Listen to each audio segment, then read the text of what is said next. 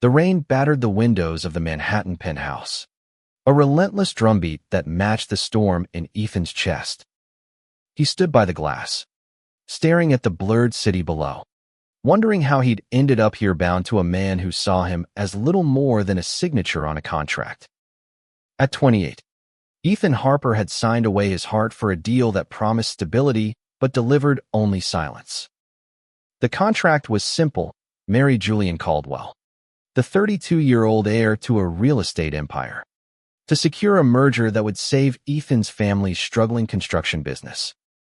In exchange, Julian would gain a polished public imagery stable, respectable husband to counter the tabloid rumors about his ruthless ambition and rumored affairs. It was a business deal, nothing more, Julian had said, his voice cold as the marble floors of this apartment they now shared. Ethan's fingers traced the edge of the window frame, the cool glass grounding him.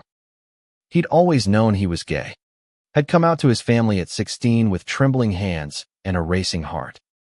They'd embraced him, loved him fiercely, but their business was crumbling under debt, and Ethan couldn't let it fall. So he'd agreed to this marriage, to this life of shared space but separate lives. Julian, with his sharp suits and sharper tongue, had made it clear: no emotions, no complications, just appearances. Yet, as Ethan stood there, his reflection faint against the rain-streaked glass, he couldn't help but wonder if there was more to Julian than the icy facade. The man was a mystery private, guarded, always working late into the night. Ethan had caught glimpses of something softer, a fleeting smile when Julian thought no one was watching, or the way his fingers lingered on a photo of his late mother tucked in his desk drawer. Those moments sparked a dangerous hope in Ethan, one he tried to bury. Staring at the rain won't make it stop. Julian's voice cut through the silence, smooth and controlled. Ethan turned to find him leaning against the doorway, his tie loosened, a glass of whiskey in hand. His dark eyes studied Ethan, unreadable as always. "I like the rain," Ethan replied, his voice quieter than he meant. "It feels honest." Julian raised an eyebrow, stepping into the room. "Honest? It's just water, Ethan. Don't romanticize it." Ethan's jaw tightened. Everything with Julian was like this: every attempt at connection deflected with a quip or a dismissal. "Maybe I'm not talking about the rain," he said, bolder than usual. Julian paused, his glass halfway to his lips, and for a moment, Ethan thought he saw a flicker of something: curiosity, maybe, in those dark eyes. But then Julian shrugged, turning away. "Dinner's at 8. Don't be late. We have an image to maintain." Ethan watched him retreat to his study, the door clicking shut like a wall between them. He exhaled, his breath fogging the glass. This was his life now: a husband who didn't want him, a home that felt like a stage, and a heart that refused to stop hoping. The first month of their marriage passed in a blur of public appearances and private silences. They attended galas, smiled for cameras, and played the part of a perfect couple. Ethan was good at this warm smile and easy charm balanced Julian's reserved demeanor. But behind closed doors, they were strangers. Julian spent most nights in his study, poring over contracts or taking calls in hushed tones. Ethan, meanwhile, found solace in the small things: cooking meals Julian rarely ate, sketching designs for buildings he'd never built, or writing in his journal about the life he wished he had. One evening, after a particularly grueling charity event where they'd posed for endless photos, Ethan found Julian in the kitchen, staring at a pot of pasta Ethan had left simmering. "What's this?" Julian asked, his tone more curious than sharp. "Dinner," Ethan said, wiping his hands on a towel. "I figured you might be hungry after all that handshaking." Julian glanced at him, then at the pot, as if the idea of Ethan cooking for him was a puzzle he couldn't solve.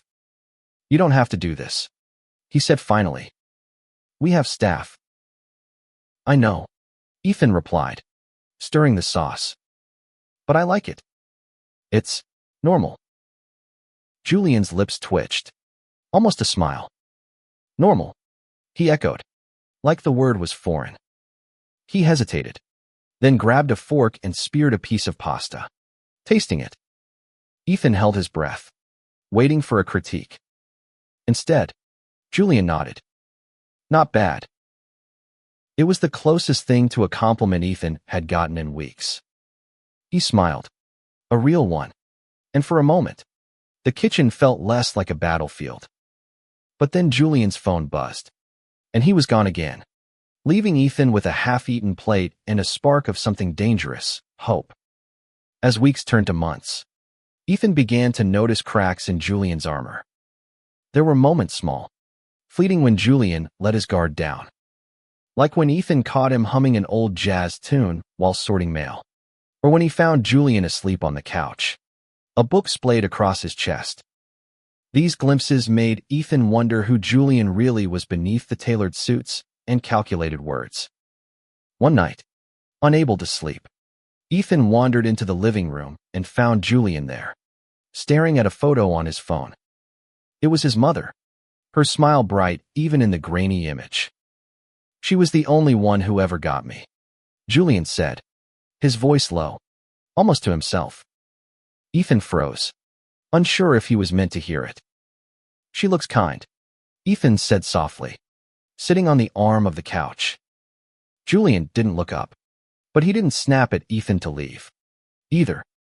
She was, he said. She died when I was 20. Cancer. I'm sorry, Ethan said, meaning it. He wanted to ask more, to reach out, but Julian's walls were back up in an instant. He pocketed his phone and stood, muttering something about work. Ethan watched him go, his heart aching. He didn't know how to reach Julian, but he knew he wanted to try. This marriage was supposed to be cold, transactional, but Ethan's heart didn't care about contracts. It cared about the man who hummed jazz tunes and mourned his mother in the dark. The city pulsed outside their penthouse, but inside, the air was thick with unspoken words. Ethan had started leaving small gestures for Julian, a mug of coffee on his desk in the morning, a note with a sketch of the skyline tucked into his briefcase. He didn't expect much, but each time Julian didn't reject them outright, Ethan's hope grew. One evening, after a tense board meeting where Julian had fought off a hostile takeover, Ethan found him on the balcony, gripping the railing as if it were the only thing keeping him upright. The wind tugged at Julian's hair, loosening its usual perfection. Ethan hesitated, then stepped outside, holding 2 glasses of wine. Thought you might need this, Ethan said, offering one. Julian glanced at him, surprised, but took the glass. You're persistent, he said, his voice softer than usual. Someone has to be, Ethan replied, leaning against the railing. The city sparkled below, a sea of lights that felt both vast and intimate. You don't make it easy. You know. Julian's lips quirked. Not quite a smile. I'm not built for easy. Ethan sipped his wine, gathering courage. Why do you keep everyone at arm's length? Even me. Julian's jaw tightened, and for a moment, Ethan thought he'd pushed too far. But then Julian spoke, his voice low. It's safer that way. People leave, Ethan, or they disappoint you. Ethan's heart twisted. He wanted to argue, to say he wasn't like that, but he knew words wouldn't break through. Instead, he said, I'm not going anywhere. Contract or not.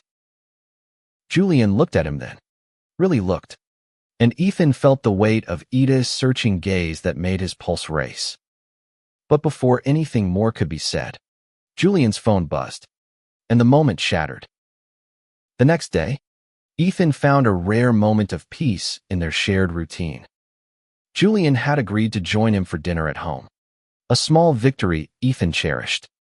As they sat across from each other, the silence wasn't as heavy as usual. Julian even asked about Ethan's sketches, surprising him with genuine interest. "You're good," Julian said, flipping through Ethan's sketchbook. "Why don't you do this professionally?" Ethan shrugged, his cheeks warming. Family business came first. Dreams don't pay bills. Julian's eyes lingered on him, thoughtful. Maybe they should. It was a small crack, but it felt monumental. Ethan wanted to push, to ask Julian about his own dreams, but he held back, sensing the fragility of the moment. Instead, he smiled and said, "Maybe one day." That night, as Ethan lay in bed, he replayed Julian's words, his tone, the way his eyes had softened. It was dangerous, this hope, but Ethan couldn't stop it from taking root. Weeks later, a crisis hit. Ethan's family business faced a new 3D competitor spreading rumors that could tank their reputation. Ethan spent late nights on the phone with his sister, trying to strategize, but the stress was eating at him. Julian noticed, though he didn't say much at first. One evening, Ethan was pacing the living room, his phone pressed to his ear, when Julian walked in, holding a stack of documents. "Hang up," Julian said, his tone firm but not unkind. Ethan frowned but did as asked. "What's this?" "Research," Julian said, spreading the papers on the table. "Your competitors' weak spots. I had my team dig into their financials. You can use this to fight back." Ethan stared, stunned. "You? Why?" Julian shrugged, but his eyes betrayed a flicker of warmth. "You're my husband. It's my job to have your back." The words hit Ethan like a tidal wave. For the first time, Julian had called him his husband, not just a partner in a deal. Ethan wanted to say something, anything, but all he could do was nod, his throat tight. As spring bloomed across New York, so did the fragile connection between them. Julian started joining Ethan for more dinners, asking about his day, even laughing at his terrible puns. Ethan began to see the man beneath the armor, a man who loved jazz, who read poetry in secret, who carried the weight of his family's legacy like a stone. One night, after a rare evening where they'd watched a movie together, Ethan found himself lingering in the living room, reluctant to end the night. Julian was sprawled on the couch, his tie discarded, his guard down. "You're staring," Julian said, catching Ethan's gaze. "Am I?" Ethan teased, his heart pounding. "Maybe I like the view." Julian's eyes widened slightly, and for a moment, Ethan thought he'd crossed a line. But then Julian laughed, a real, unguarded laugh, and Ethan's chest ached with how much he wanted them to be real. The summer heat settled over Manhattan, sticky and unrelenting, but Ethan felt a warmth that had nothing to do with the weather. Julian was changing, and maybe Ethan was just seeing him more clearly. Their conversations grew longer, their silences less heavy. Ethan caught Julian watching him sometimes, a look in his eyes that made Ethan's heart stutter. One afternoon, Ethan suggested a walk in Central Park, half expecting Julian to decline. To his surprise, Julian agreed, swapping his suit for a casual shirt that made him look younger, less guarded. They wandered past the Bethesda fountain, the air alive with laughter and music. Ethan bought them ice cream, and when Julian got a smear of vanilla on his cheek, Ethan reached out without thinking, wiping it away with his thumb. Julian froze, his eyes locking onto Ethan's. For a heartbeat, the world narrowed to just them, the hum of the park fading, the heat of Julian's skin under Ethan's touch. Then Julian pulled back, clearing his throat. "We should keep moving," he said, but his voice was rough, unsteady. Ethan nodded, his heart racing. He didn't push, but he felt the shift, like a door creaking open. That night, back at the penthouse, Ethan found Julian in the study, staring at a contract. The tension in his shoulders told Ethan something was wrong. "What is it?" Ethan asked, leaning against the doorframe. Julian sighed, rubbing his temples. A deal fell through. Investors pulled out. It's a mess. Ethan stepped closer, hesitant. Can I help? Julian looked up, surprised. You don't have to. I want to. Ethan interrupted, his voice firm. We're in this together, aren't we? Julian studied him for a long moment, then nodded. They spent hours poring over the documents. Ethan offering ideas from his construction background. Julian listening with a focus that made Ethan feel seen. By dawn, they'd drafted a new plan, and Julian's tired smile was worth every sleepless minute. You're good at this, Julian said, leaning back in his chair. I didn't expect that. Ethan grinned. I'm full of surprises. Julian's laugh was soft, unguarded, and Ethan felt the air between them shift again, charged with something new. As autumn painted the city in reds and golds, their marriage began to feel less like a contract and more like a partnership. Julian started sharing more stories about his childhood, his mother's love for music, his fear of failing the legacy she'd left him. Ethan listened, soaking in every word, offering pieces of himself in return, his dreams of designing buildings, his struggles with being the perfect son.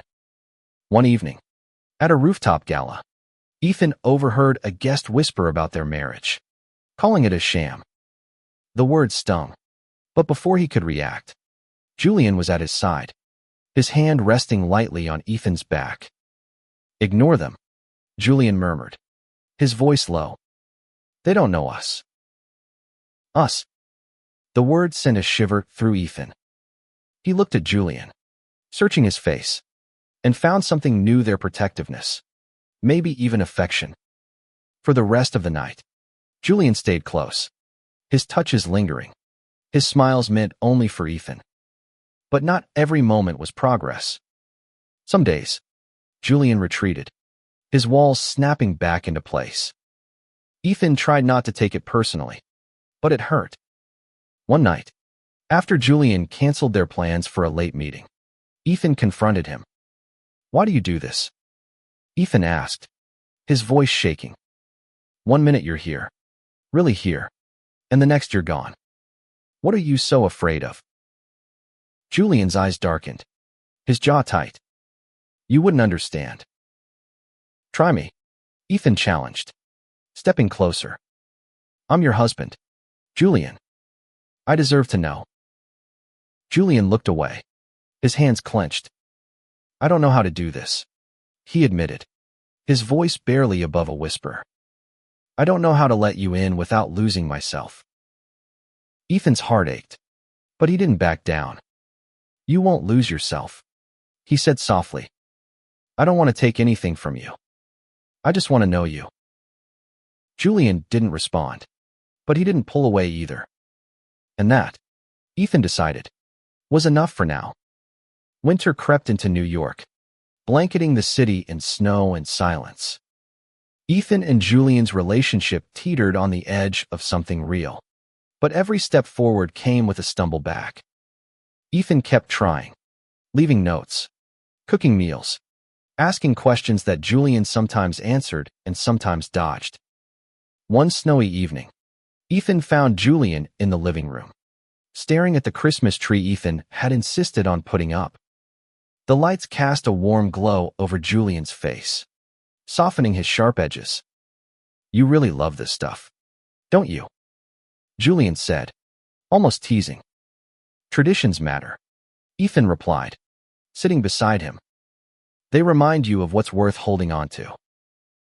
Julian's gaze lingered on the tree, then on Ethan. I never had much of that, he admitted. After Mom died, it was just business. Ethan reached out, his hand resting on Julian's. You can have it now, he said softly. If you want it.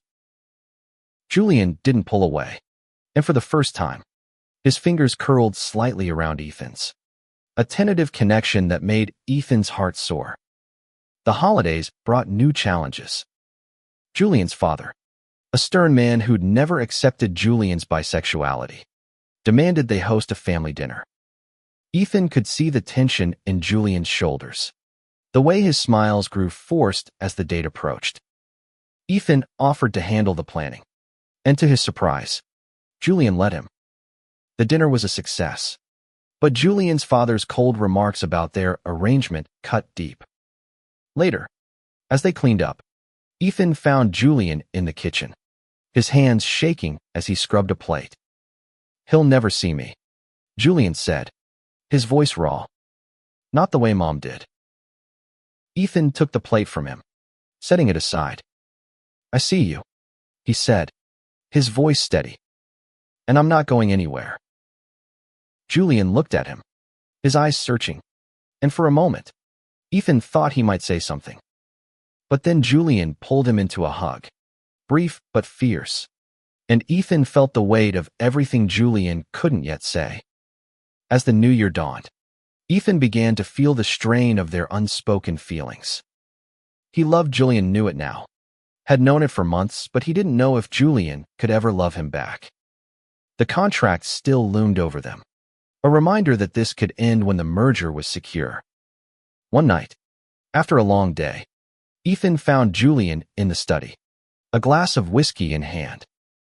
"We need to talk," Ethan said, his heart pounding.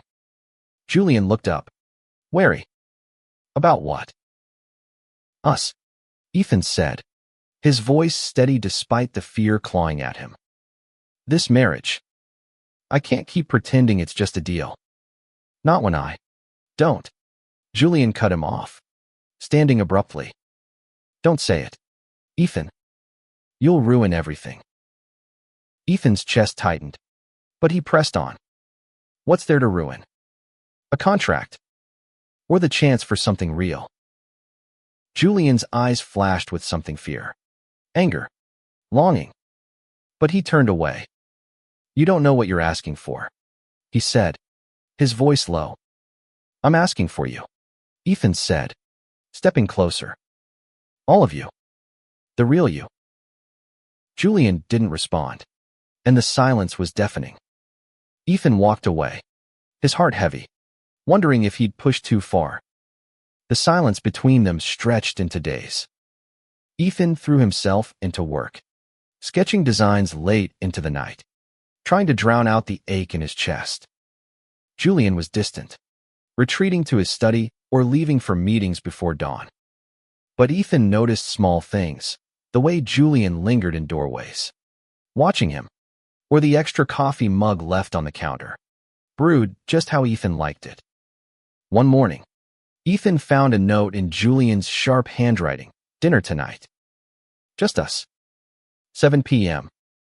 His heart leapt, but doubt gnawed at him. Was this an olive branch or another wall? That evening, Julian had set the table himself.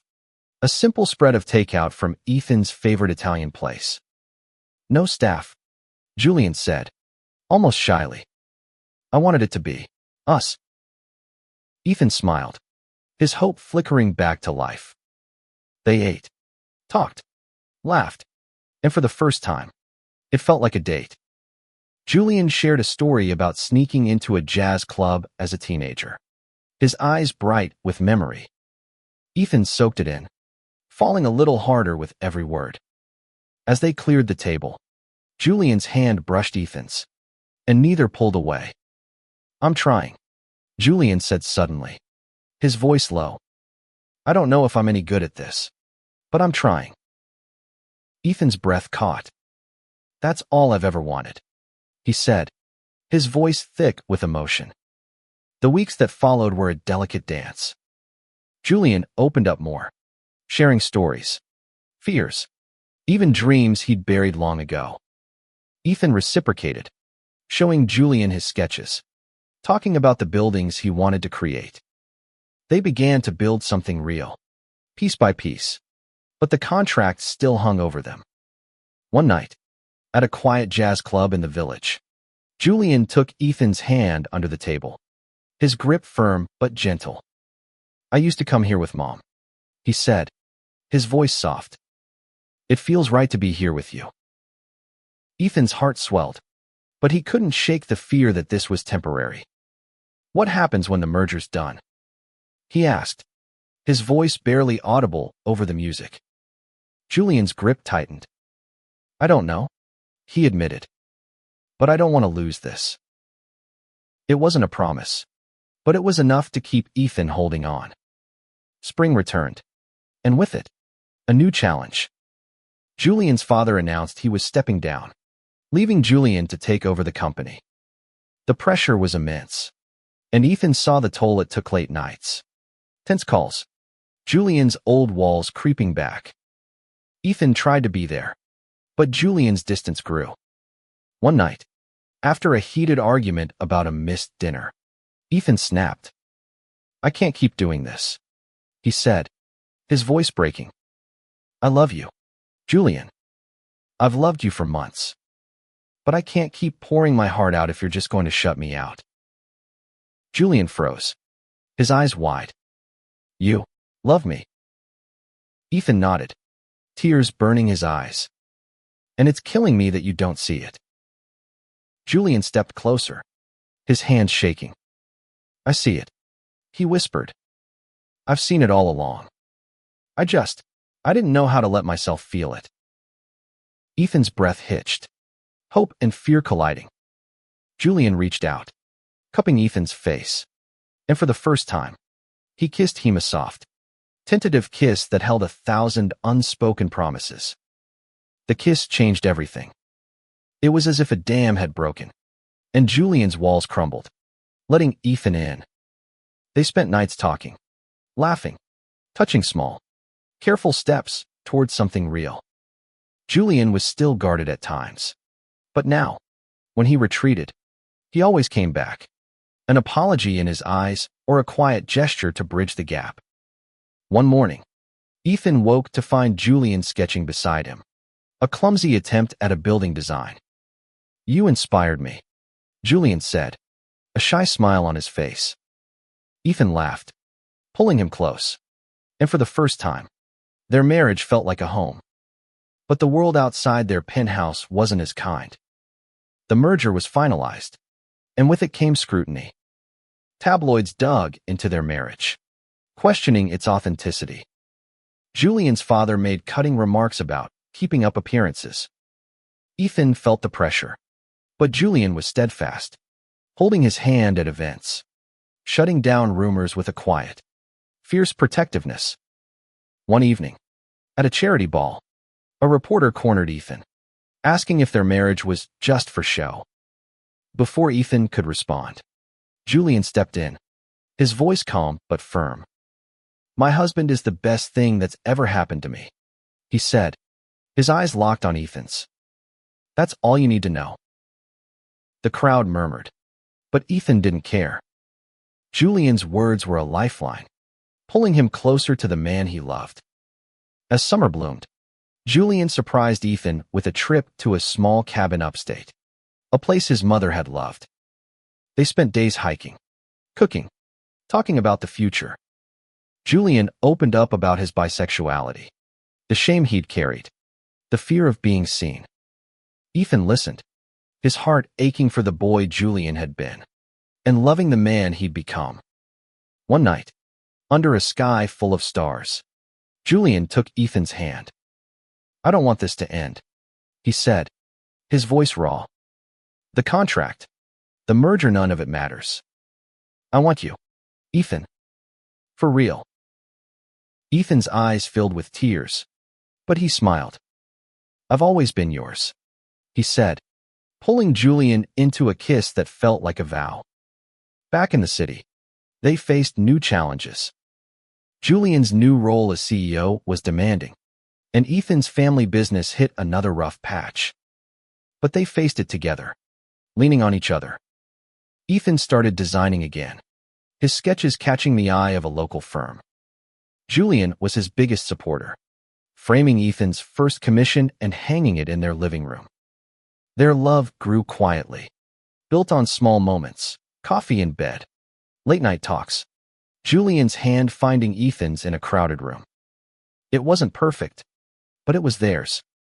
The anniversary of their marriage approached, and with it, a decision. The contract allowed them to part ways now that the merger was secure. Ethan felt a knot of fear in his stomach, wondering if Julian would want out. Despite everything. One evening, Julian found Ethan in the kitchen, staring at the contract. "What's this?" Julian asked, his voice soft. Ethan swallowed hard. "It's up to you," he said. "The merger's done. You don't have to stay." Julian's face fell, and for a moment, Ethan braced for the worst. But then Julian tore the contract in half, the pieces fluttering to the floor. "I don't need a piece of paper to tell me I want you," he said, his voice fierce. "I love you, Ethan. I think I always have." Ethan's tears fell as he pulled Julian into his arms, their kiss a promise that needed no signatures. They renewed their vows in a quiet ceremony in Central Park, surrounded by family and friends. Ethan's sister cried. Julian's father stayed silent, but stayed. A small step toward acceptance. They exchanged rings. Real ones this time. And Ethan felt his heart settle. Whole at last. As they danced under the stars, Julian whispered, "You saw me when I couldn't see myself. Thank you." Ethan smiled, resting his forehead against Julian's. "You're worth seeing," he said. Life wasn't perfect. There were arguments, late nights, moments of doubt. But they faced them together, their love a steady anchor. Ethan's designs gained traction, and Julian found balance in his new role, leaning on Ethan's warmth to ground him. They built a life, not of contracts, but of trust, laughter, and love, a life where two hearts, once bound by obligation, found freedom in each other. Years later, Ethan and Julian stood on their balcony, the city sprawling beneath them. They were older now, lines etched into their faces, but their hands were still intertwined, their love stronger than ever. Ethan's firm had grown, his designs shaping the skyline. Julian had softened, his empire thriving but his heart belonging to the man beside him. They hosted dinners, filled their home with laughter, and supported each other's dreams. Julian's father passed, leaving a letter of apology that Julian read with tears in his eyes, Ethan's hand steady on his shoulder. One evening, as they sat by the Christmas tree, Ethan pulled out his old journal, filled with sketches and dreams from their early days. "You wrote our story," Julian said, his voice thick with emotion. "We wrote it together," Ethan replied, kissing him softly.